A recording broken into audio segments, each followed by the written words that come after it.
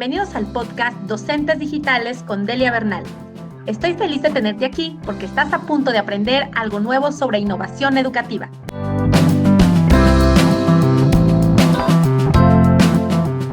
El tema que vamos a revisar el día de hoy es evaluación del aprendizaje en la era de la inteligencia artificial. Y tenemos a un invitado de lujo, al doctor José Ferrer. De verdad te agradezco mucho el que hayas estado el día de hoy con nosotros y que te hayas permitido en tu apretada agenda el compartir con nosotros estos momentos. El doctor Ferrer tiene muchísima experiencia en diferentes áreas. Para empezar, tiene una gran cantidad de cursos y libros ya publicados. Entre los libros que ha publicado se encuentra Rompiendo el techo de los 100 pesos por hora, Inteligencia artificial en la sala de clases, uno justo de este tema que es Evaluación del aprendizaje en la era de la inteligencia artificial y bastantes más que han sido incluso bestseller en Amazon. Entonces me da muchísimo gusto tenerlo por acá. También cuenta con diversos cursos enfocados tanto a negocios como al área educativa. Por ejemplo, tiene uno que se llama Uso Avanzado del ChatGPT, también la certificación de ingeniería de prompts de ChatGPT para educadores, entre otros. Su experiencia es muy amplia en diferentes sectores, incluyendo el ámbito educativo. Saludos, Delia. Espero que me estés escuchando bien, que no tengamos ningún problema con el audio. Para mí es un placer estar aquí en el día de hoy contigo en esta noche. Y es un placer siempre compartir conocimientos con los docentes, con los profesionales y con todas las personas, toda tu audiencia. Muchísimas gracias a ti. Voy a iniciar con las preguntas para entrar de lleno. Este tema realmente ha traído muchas preguntas dentro del área educativa. Muchos docentes están preocupados entonces de cómo debo de evaluar dado toda la problemática a la que nos enfrentamos y sobre todo pensando en que con la inteligencia artificial, desgraciadamente, cuando no es utilizada de manera adecuada y profesional, se puede dar, ¿no? Que estemos recibiendo, por ejemplo, tareas, proyectos y diferentes tipos de trabajos o tareas que solicitamos que fueron hechas por los estudiantes con inteligencia artificial 100%, ¿no? Y entonces ahí nos encontramos con esa problemática en la cabeza de, pues entonces, ¿cómo les evalúo? Porque hacen trampa, cometen plagio, no están analizando, no están pensando, ¿ahora qué voy a hacer? Y de repente nuestra salida es como, a ver, voy a ver una herramienta que detecte si el estudiante hizo trampa, ¿no? Y ahí estamos checando con algunas herramientas. Y a todo esto entonces, ¿qué piensas? ¿Cuál es la problemática actual que estamos viviendo todos los docentes, educadores, con la llegada de la inteligencia artificial en cuanto a evaluación? Platícanos tu perspectiva. Pues mira, este tema es el más llamativo dentro de la interacción que existe entre la educación y la llegada de la inteligencia artificial generativa, e identifico que esa es la problemática principal. Así que comienzo a mirar los documentos que están saliendo de diferentes países, de diferentes partes del mundo. Comienzo a ver las normativas, comienzo a ver qué están haciendo otros docentes en las redes, porque en las redes se mueven mucho más rápido. Y comienzo a percatarme de que hay que hacer algo más, ¿verdad? Hay que tener una orientación más profunda, porque son preocupaciones bien básicas sobre el proceso de evaluación. Yo me doy cuenta que no está tan relacionado con la inteligencia artificial, sino con un desconocimiento sobre cómo se evalúa o cómo se espera que se evalúe. Pero comencé a notar una gran preocupación o deficiencia en los docentes. Recordemos que los docentes universitarios, en el caso de los universitarios, el 90% de los docentes nunca ha tomado una capacitación sobre educación. Ellos son especialistas en su área de especialidad. O sea, un bachillerato en ingeniería, su maestría en ingeniería, su doctorado en ingeniería, pero no han tomado un curso de educación. Así que la preocupación es los primeros mensajes que recibí, Delia, este es bien interesante, no era sobre ensayos. Recibo el mensaje de una doctora en matemáticas, dice: Ferrer, hay aplicaciones donde tú con el celular le apuntas la cámara al ejercicio matemático y no solamente te da la respuesta, sino que te da el procedimiento. Y yo no he visto eso, déjame comenzar a buscar. Y sí, identificamos aplicaciones que usted le podría tirar una foto al ejercicio matemático y tienen ese tipo de respuesta. Yo decía, wow, ¿qué hacemos ahora? ¿Cómo trabajamos la evaluación? Entonces, en esa reflexión comienzo a hilvanar un grupo de recomendaciones para poder hacérsela llegar a los docentes. Y así es que desarrollo entonces esas recomendaciones sobre cómo evaluar en la era de la inteligencia artificial. Pero sorprendentemente, la mitad de esas recomendaciones no tienen que ver directamente con inteligencia artificial, sino que es la forma correcta o eficiente de evaluar. ¿Cuáles dirías que son los errores más comunes? Es decir, estamos teniendo algunos problemas de me llega el proyecto o lo que sea que haya pedido y me doy perfectamente cuenta que fue hecho con inteligencia artificial. ¿Qué corregir ahí y qué hacer entonces para solucionarlo? La preocupación viene de ya estoy recibiendo los trabajos y ahora no puedo garantizar que el estudiante aprendió en realidad. No sé si aprendió. ¿Cómo evaluar para saber que sí aprendió el estudiante? Y considerando que existen las herramientas de inteligencia artificial, están ahí a la mano, las va a usar, vamos a dar por hecho que las va a utilizar. Te voy a dar una de las recomendaciones más básicas que suenan elementales. Nosotros los educadores, cuando planificamos la enseñanza, desarrollamos objetivos. Dentro de los objetivos están los verbos y esos verbos deben ser de acción observable. No importa en qué parte del mundo tú estés, se hablan de que los verbos tienen que ser de acción observable. ¿Por qué? Porque yo no me puedo meter en la cabeza del estudiante. Yo tengo que ver un comportamiento, ¿verdad? Así que si el estudiante pensó, ese verbo no me sirve. Yo necesito, el estudiante escribió, el estudiante reflexionó, el estudiante mencionó. Cuando comenzamos a ver esos verbos de acción observable, surge la pregunta, ¿quién observa? Y la contestación correcta es el docente. A mí me pagan por observar. Yo trabajo y en la evaluación a mí me pagan por observar si ese objetivo se cumplió. Cuando yo le pido al estudiante que haga un ensayo en su casa, ¿quién observó? Nadie observó. Entonces traemos la tarea de la casa del estudiante y el docente lo que hace es pasar un juicio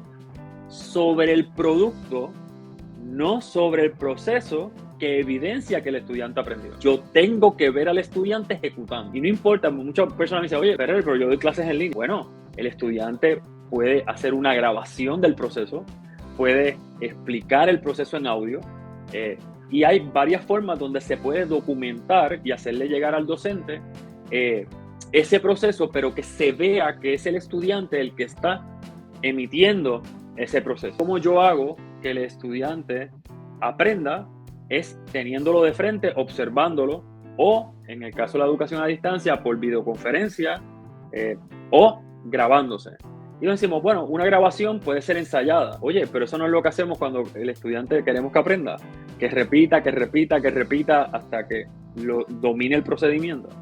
Pues si el estudiante tiene que practicarlo mucho, porque lo bajó de ChatGPT o lo produjo en ChatGPT y lo tuvo que repetir muchas veces para poderlo hacer en una cámara, pues a la larga se lo aprendió. Siempre surge la pregunta, pero no hay algo que detecte el uso de inteligencia artificial escrito. Y lo digo con bastante seguridad, no existe. Las mismas compañías que generan la inteligencia artificial explican que no existe. Y hay que tener cuidado porque hay compañías que venden el servicio de detección de inteligencia artificial. Hay una compañía que es bien famosa por vender sistemas antiplagio, y el plagio es una cosa distinta porque hay una comparativa con otros trabajos y se mira cuán parecidos son. En la inteligencia artificial eso no lo hay. Claro, aportando un poco más sobre lo que mencionaste, yo de hecho probé 5 herramientas de inteligencia artificial que se supone detectan el plagio. Yo comparto contigo, no existe, porque yo escribí un artículo. Hice un TikTok al respecto y un video que compartí en mis redes sociales en donde yo las probé. Yo escribí el artículo 100% y entonces lo subí, lo analicé en 5 herramientas diferentes. Cada herramienta me dijo algo diferente. Una me dijo que el 98% había sido hecha con inteligencia artificial y la que más se acercó dijo que solo había hecho el 10% con inteligencia artificial. Y la realidad es que yo no había usado ninguna inteligencia artificial. Ninguna me dio la certeza. Entonces imagínate qué grave que yo le diga a un estudiante, es que usaste inteligencia artificial, como me dijo una de las herramientas, 80% lo hiciste, y no, yo lo había hecho, ¿no? Entonces el diagnóstico que hace es realmente erróneo. Yo no encontré una que lo hiciera bien. Adicionalmente existía una, en ese video todavía existía, yo probé la que tenía OpenAI, el creador de ChatGPT, y funcionaba tan mal que ya no está en el mercado. O sea, el mismo OpenAI quitó su herramienta porque no funciona. Entonces, por aquí, si alguien pensaba que iba a encontrar herramientas para detectar el plagio, no existen. No son efectivas, no confían en ellas y no creo que no pueden basar un juicio del trabajo de un estudiante bajo esos parámetros. He notado que hay algunos profesores que han desarrollado ciertas habilidades, me incluyo ahí, para detectar si se hizo con inteligencia artificial, porque hay estructuras clásicas que hace el ChatGPT, que al final dice, en conclusión, o hay estudiantes demasiado descuidados que anotan, aquí tienes una, ¿no? Y anotan lo que dice el ChatGPT al final, cuando dice, aquí tienes una respuesta a tu ensayo, espero que te sirva, ¿no? Y entonces lo copian y lo pegan, y entonces tú dices, la hizo con inteligencia artificial, porque ni siquiera se dio la tarea de cuidar abajo, quitar esa información, ¿no? Entonces hay maneras de detectarlo como humano, por tu experiencia como docente, y también por la observación. Ves que el estudiante no lee los contenidos, no vio los videos, no entra a clase y te entrega algo buenísimo, bien escrito, pero que no está en contexto con lo que vieron en clase, o tiene conceptos que no vimos en clase, o tiene un nivel muy alto comparado con lo que el estudiante normalmente maneja dentro de clase. Y entonces, bajo tu experiencia, lo puedes detectar porque conoces a tu estudiante, ¿no? Creo que eso me ha resultado más efectivo si es que quisiera detectar plagio. Esto nos orilla a pensar cómo estamos evaluando. Y a esto va mi siguiente pregunta. ¿Qué piensas en innovar y cómo innovar la manera en que estamos evaluando? Dentro del proceso educativo, una de las cosas que nos falta mucho en la educación, y que hay sí programas que lo están haciendo, es la contextualización. Y no es que sea una innovación tecnológica ni una innovación metodológica gigantesca, pero da trabajo como docente, y es parte de nuestro trabajo, debemos hacer el esfuerzo de contextualizar la educación. Si yo contextualizo la educación, puedo contextualizar la evaluación. ¿Qué significa eso? Yo como docente tengo que saber para qué sirve lo que enseño, pero para qué sirve en la vida real, ¿verdad? No es escribir por escribir, es cómo escribir una novela, cómo escribir un poema, cómo escribir un cuento. No solamente eso, cómo mercadear eso, cómo lo vendo, cómo escribo el copywriting para que se venda. Esa parte de contextualizar es sumamente importante. Hay unas materias que eso es complejísimo, pero es matemática. En matemática tenemos primero, segundo, tercer grado, todo es bien concreto. Sumamos dinero, sumamos manzana, sumamos naranja, y de momento empezamos a sumar números abstractos de cosas que no existen, de cosas que no estoy viendo. Eso se va complicando y todo se vuelve súper abstracto. Llegamos a escuela superior y el estudiante está calculando una parábola y le pregunta al docente, oye, ¿para qué sirve calcular una parábola? Y el docente no sabe. Entonces yo puedo hacer ejercicios contextualizados de manera verbal, donde digo, el cañón estaba a tantos pies, y ese tipo de ejercicio lo hemos visto. Los docentes lo hemos visto. Los exámenes estandarizados que se dan en los estados, en los países, que son altamente complejos. Así que definitivamente contextualizar, la palabra que utilizo es contextualizar la educación. Entonces el para qué, el contextualizarlo, me permite crear problemas de la vida real. Entonces ahí es que también añadimos integrar toda la inteligencia artificial, ayuda, porque yo le puedo pedir a la inteligencia artificial, yo voy a enseñar este tema, dame problemas contextualizados, ¿verdad? Dame problemas contextualizados que parezcan problemas verbales o que parezcan problemas de reválida, ¿verdad? Donde ese contexto de la vida real esté presente. Veo como algo a observar bien detalladamente y que puede ser muy novedoso para un docente que no estudió educación. La educación debe ser altamente contextualizada para que sea accionable, observable, y es lo que me permite una evaluación que entonces también esté contextualizada. Esa es una de las soluciones para esto de la inteligencia artificial y nos permite verlo un poco más. Vamos a tener que asumir todo el tiempo, hay que planificar asumiendo que el estudiante va a interactuar con inteligencia artificial. No que la voy a prohibir, es que eso existe. Entonces mi forma de planificar como docente cambia, porque yo sé que la herramienta existe, sé lo que puede hacer la herramienta, por lo tanto mi planificación cambia. Sí, comparto completamente contigo. Sí, sí, claro. Yo pienso, y lo he expresado ya en algunas ocasiones, que la manera de evaluar debe de incluir dentro de los pasos el uso, ya sabemos que lo va a usar, o sea, ya eso es, lo va a utilizar. Entonces, si yo diseño una evaluación, puedo colocar, investiga en la inteligencia artificial esto. Y después, o sea, va a ser un paso más ahí y al final elabora 3 diferentes propuestas que podrías presentarle al cliente. Y entonces yo ya sé que va a usar inteligencia artificial, pero va a tener que hacer varios procesos y el producto que me entregue va a tener varias interacciones con la inteligencia artificial, desde que se le pregunta esto, después lo aplica a la empresa familiar que eligió y después tiene que sacar 3 propuestas de prompt. Pero hay una parte que a fuerza tiene que contextualizar, porque por ejemplo, lo voy a decir, elijan una empresa familiar local de aquí donde vivimos. Eso lo va a tener que forzosamente hacer y ChatGPT no va a conocer ese negocio local. Sí, eso y es entonces ahí estamos combinando, lo obligas a pensar, a escoger una empresa real, local, que ChatGPT no tiene información, porque si escoge Coca-Cola sí va a tener información, pero de la papelería Lupita no va a tener información, entonces va a tener que contextualizar forzosamente y va a usar la inteligencia artificial aplicado a un negocio real. Y ahí entonces lo llevamos de la mano, no quiero decir lo obligamos, lo llevamos de la mano a que use inteligencia artificial, pero la use en diferentes momentos de la tarea y usando diferentes alternativas, y ahí combina algo más experiencial, porque tiene que elegir empresa y pensar cómo aplicarlo y demás, y usa la inteligencia artificial. Pero debe ser como algunos pasos, pero combinado con experiencias. Y para mí creo que esa es una muy buena solución. No aplica en todos los casos, pero en casos, por ejemplo, cuando hablamos de metodologías como análisis de casos, por ejemplo, casos aplicados, este tipo de metodologías que hay, en donde vamos a contextualizar, sirve muchísimo, porque forma parte del proceso.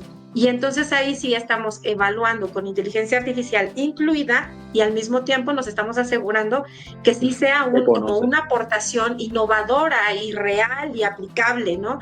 Que realmente costó y tomó tiempo del estudiante generarla, ¿no? ¿Qué piensas en esta combinación también? Eso es así. Esa es parte de lo que se explica en el libro. Yo lancé un segundo libro que tiene que ver con el uso de la inteligencia artificial en la sala de clase. Y una de las recomendaciones y de las actividades que se hacen son los estudios de caso.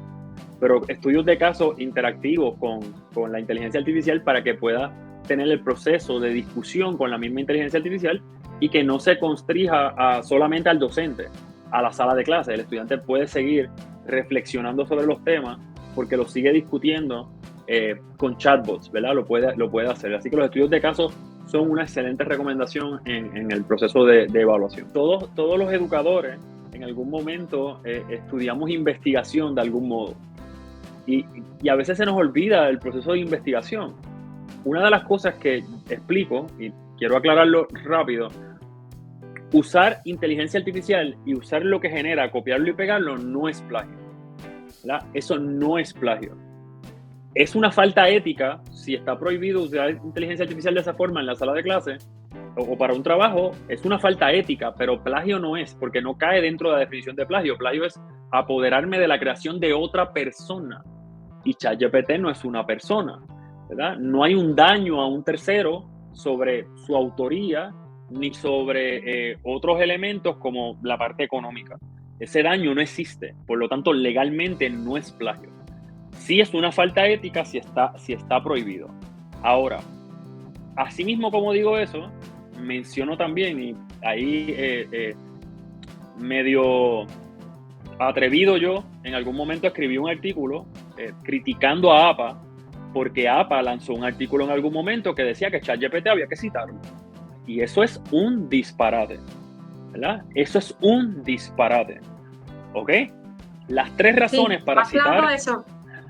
Sí, también. Yo también. Sí o no, haciendo una pequeña pausa, es como decirle, la información errónea que puse en mi artículo, le echo la bolita a ChatGPT. Si algo viene mal, díganle a él, ¿no? Casi, porque tú no te responsabilizas por la información que estás colocando. Ya dijimos, inventa autores, inventa fuentes, y yo lo cito. Pero no tiene ningún sentido. Yo no comparto, no debería de citarse. Yo no creo que deba de citarse tampoco. Sí. No es una fuente de información. Eso yo lo explico de manera más pausada en las capacitaciones, ¿verdad? Porque trato de que los docentes me lo digan a mí, no yo decirlo a los docentes. Soy educador, ¿verdad? Trato de no decirle las cosas. Pero aquí lo voy a decir rápido. Hay 3 razones principales por las que citamos. Citamos para darle crédito al autor original. Eso no se le puede hacer a ChatGPT, que estamos reconociendo la autoría a una inteligencia artificial, a una cosa. Le estamos reconociendo propiedad a una cosa, no a una persona. Las cosas no tienen derechos, las personas tienen derechos. También los animalitos, ¿verdad? Y las plantas. las cosas vivas, pero las cosas, los objetos no tienen derechos. Segundo, citamos para poder conseguir lo que es la fuente original. La segunda razón para citar es que si Delia cita a ChatGPT, yo debería poder encontrar lo que ChatGPT escribió. Eso no se puede hacer. La tercera razón es compartir la responsabilidad de lo que se comparte. Si yo te digo que la población de Puerto Rico se está reduciendo en un 20% en los últimos 10 años, yo no puedo decir que eso lo dijo ChatGPT. Yo tengo que decir que eso lo dijo otra fuente. Esa fuente es tan responsable como yo porque la estoy repitiendo. Por lo tanto, estoy compartiendo la responsabilidad. Yo no puedo compartir la responsabilidad con OpenAI. Entonces, no hay una razón clara para citar a ChatGPT, a menos que sea una mención en una investigación donde yo quiero saber qué dice ChatGPT. Pues ChatGPT cuando se le puso tal prompt dijo tal cosa. Pero eso no es una cita, eso tampoco es una referencia, eso es una mención. Yo lo estoy mencionando como el producto del uso de esa herramienta, ¿verdad? Yo no cito a SPSS, yo no cito a Minitab, yo no cito a Excel, ¿verdad? ChatGPT es otra herramienta más.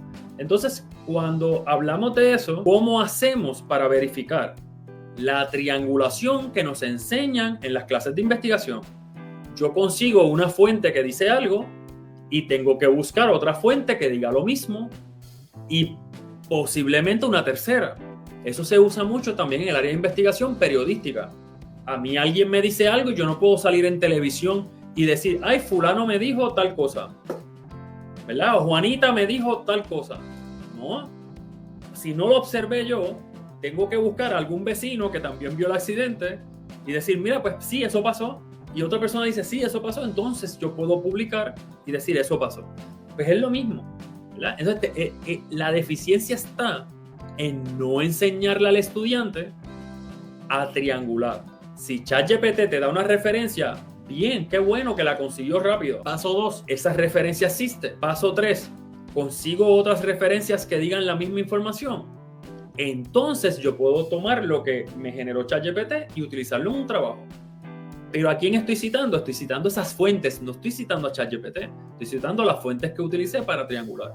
Si no le enseñamos eso a los estudiantes, estamos generando estudiantes con deficiencia en un área ética, en un área de investigación, en un área de divulgación y comunicación. Y eso no deberíamos hacerlo. Así que es una forma, es una destreza que debemos trabajar con nuestros estudiantes todo el tiempo. Es excelente. Y para esto, por ejemplo, yo promuevo mucho herramientas como Research Rabbit, Consensus, que son de inteligencia artificial, pero son bases de datos de artículos académicos serios. Entonces, yo a mis estudiantes les digo mucho, ChatGPT no es una fuente de información, no la van a referenciar. ChatGPT puedes utilizarlo como un procesador de información. ¿Qué información? La que tú le des. Tú dale los artículos, tú dale las fuentes, tú dale las referencias y con base en eso construye. Pero no, nunca como una fuente de información.